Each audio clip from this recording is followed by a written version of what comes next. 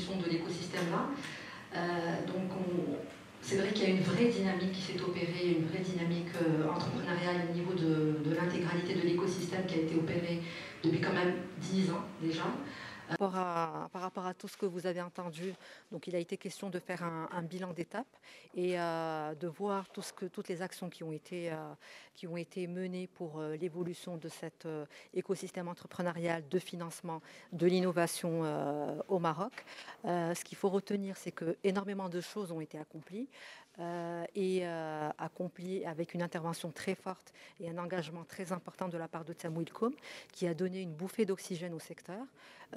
Tant sur la partie fonds d'investissement que sur la partie structure d'accompagnement, avec une réflexion qui a été menée en collaboration avec l'ensemble des parties prenantes.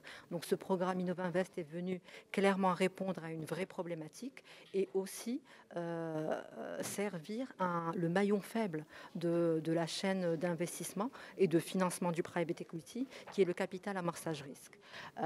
Aujourd'hui, donc vous l'avez entendu, beaucoup de choses ont été faites et on est arrivé à un momentum où on doit avoir une vraie accélération pour permettre à cet écosystème-là d'évoluer de façon totalement optimale.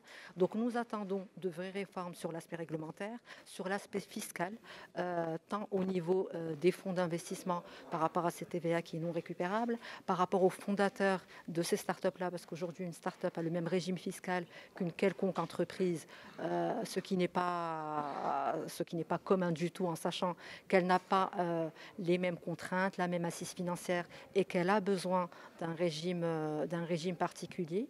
Et ces réformes-là ne doivent plus être menées une à une, mais on a besoin aujourd'hui de réformes transversales.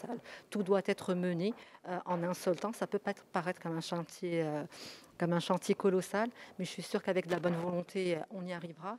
Et mon dernier mot de la fin aussi, c'est qu'aujourd'hui, on doit travailler tous ensemble. On ne peut plus se permettre d'évoluer chacun de son côté avec ses propres contraintes.